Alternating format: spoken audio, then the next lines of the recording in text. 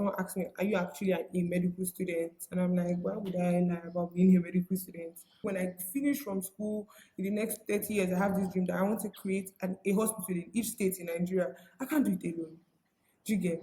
But once I have the network to do it, and that is where influencing comes in. Like I pitch it out on my YouTube or my TikTok or my Instagram. We could raise donations to build different hospitals in Nigeria and the likes. Can you tell me where you're from and what you do? My name is Godusman. I'm from Edo State, but I live and based in Abuja. So basically, I'm a 17-year-old in my 200 level in 200 level medical school actually. I am also an entrepreneur, a content creator, a YouTuber of the likes. Get me? So I don't know. That's basically it. So you're a student, you're an influencer, you have businesses. I guess you have so many side hustles. How do you Yes. balance how do you balance all of that with your studies? Okay, so especially with the course that I'm studying, you have to be disciplined. Discipline has to be your friend. Do you get? You have to be able to rate things according to importance, what really matters in your life. Do you get? And for me, like in my way of grading stuff, do you get, especially which one to do first? Like let's say I have content to put out and a test. I will obviously read for my test because that's the one that they already paid for. My parents already worked very hard to pay for that. Do you get?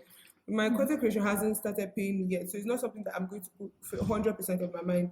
But it is like my escape. Do you get? I use it as my own way of living reality. I love medical school and stuff, but it can be stressful. And my own way, people knit, people sew, people go out, people swim. But me, I just love creating content. I love sharing my story to other people. Like it's not, I'm like people on internet don't even know that I'm a medical student. Do you get? I just love the other side of me that medicine doesn't cover up. Do you get that kind of thing? So and then like when it comes to my business, I started my business in 2020. Actually, do you get? So when I was So 14 in my SS1. 14, Yeah, 13 actually, but I turned 14 this year. So. isn't that too young to start It an depends. entire business? It depends. My mom already has businesses, do you get? So it was very easy for me. I didn't need capital. I didn't like my mom already had a shop. She has shops, do you get? So I just upload stuff on Instagram, I sell it and gain my own commission. And I have really supporting friends, really. So it wasn't really that hard for me. And like I was in boarding school. So if my friends in school needed something, I would tell my mom and she would bring it to school for me. Do you get that kind of thing? As long as it wasn't distracting me from like my studies. Everybody was quite calm with it. And so basically, your hustling spirit is influenced by your parents, I assume. Yeah, yeah. My mom majorly like from my mother's side of the family.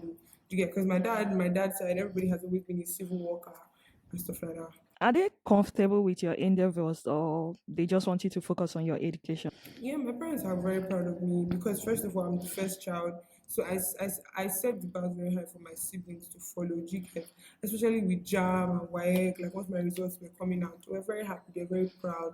Even if it looks like I'm getting distracted, I always have a way of calling myself back to like reality. GCAT. But it's not like I'm always running my business 24/7. I have classes 8 to 6 almost every day. Do you get? So I mostly send out orders weekends. Or like if you're in my school, then you come and get your order from my room. Do you get? I try to make my customers understand that yeah, I'm a studentpreneur. You are going to have to work with my timing. And if you can't do that, I'm not going to go out of my way to please you. Same with my content creation, it's scheduled, everything is planned. I have times that I read and then like times that I edit. Everything has a schedule for me. Do you get? Considering the lack of jobs in Nigeria right now, do you think getting your degree is still worth it? Yes, I feel like getting my degree is still worth it because at the end of the degree I'm pursuing is always going to be needed. If it's not needed in Nigeria, it's going to be needed any other place. Do you get? But me, I want to bring it back to the motherland. I want to be able to serve Nigeria some kind of way. I want to be able to represent with everything that I do. Do you get that kind of thing? So I feel like my degree is still very much needed. A lot of professions are still very much needed in the country. Do you feel sad when you're not getting enough views like, other influencers? Truth be told, yeah, it can be quite discouraging because of the views, but I didn't get into it because I wanted to be an influencer. I just got into it because I enjoyed it. It was a part of me that I never knew I could enjoy edit. I felt like I didn't have any artistic side of me, do you get? But I love talking. And then I know I'm a very interesting person, do you get? So I put out what I can put out, do you get? And I just let God do the rest. I feel like like even if I am to become an influencer one day, like it will be with the best timing. So God has the best timing for me. I might not need it now because I feel like, oh, I'm already making money from being an influencer. Why do I need to still be a doctor and all of that? Like that kind of thoughts can actually come. So I feel like the best is yet to come. But till then, I'll still keep on putting out my content because like I really enjoy doing it. I really enjoy the task of trying to balance and discipline and stuff. It has helped me solve little day problems and stuff like that. So yeah. And the plus about it is just getting the free products, getting paid to create videos. That's just the plus about it. There's no harm in extra income. Well, what's the wildest assumption people have about influencing, especially as a small influencer? There was this time that someone came up to me and asked me if YouTube had started paying me.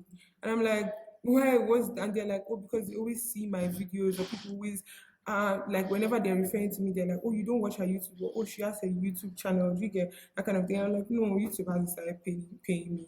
Or another assumption is that someone asks me, are you actually a medical student? And I'm like, why would I lie about being a medical student? Considering that you're doing so much at the same time, do you sometimes wish that you don't have to do all of this to survive? I don't feel like it's what I used to survive. Do you get? I don't feel it's that way. Like I don't even there are months that I go without getting paid for stuff. I just or even handling my business. Like if you asked me last year, I can say I made a lot of money from my business. But then that was because of the times I decided to put in effort. There are some people will ask me for something, and I'm like, personally, emotionally, there are a lot of times I go through emotional stress. Do you get? I'm just like, I'm not going to reply this text message because I'm not ready to do that. So I don't feel like it's something I used to survive per se. It's just something I enjoy. I don't know why. It's just a passion there, and I like the fact that I am allowing it into my life. So even if I decide I end YouTube today, I close my business today, I'm going to be very fine. God bless my parents. I'm going to be very, very fine. Does it affect your social life having to do so much? Having to do so much is even what built my social life. Do you get? Because I've always been shy.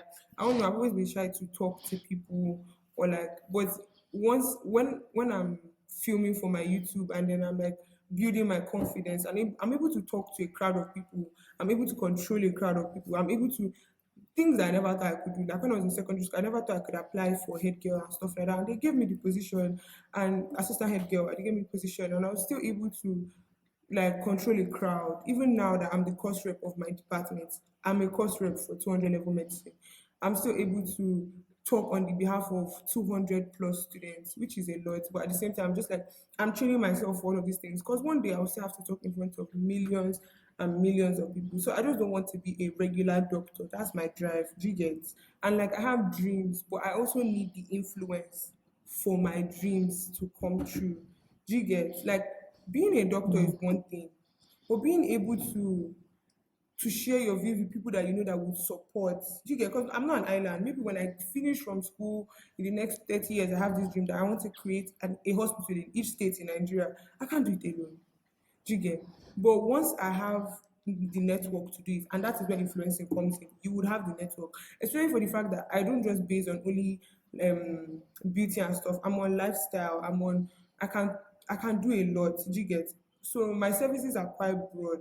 So maybe once I want to do that and I pitch it out on my YouTube or my TikTok or my Instagram, we could raise donations to build different hospitals in Nigeria and the likes. Do you get? So that's basically it. What was your childhood like? I want to understand what influenced your approach to life. I'm a very emotional person. Like my I get it from my mom, but I'm very, very emotional. So when it comes to seeing, I'm the kind of person that I take pity on anybody. And my mom has shops in the same market. Do you get? So I've seen women not being able to cater for the children that they have. I've seen some people that the way they have to hustle just so that they can get food on their plates. Some people I've heard people die of diseases that could easily be treated for.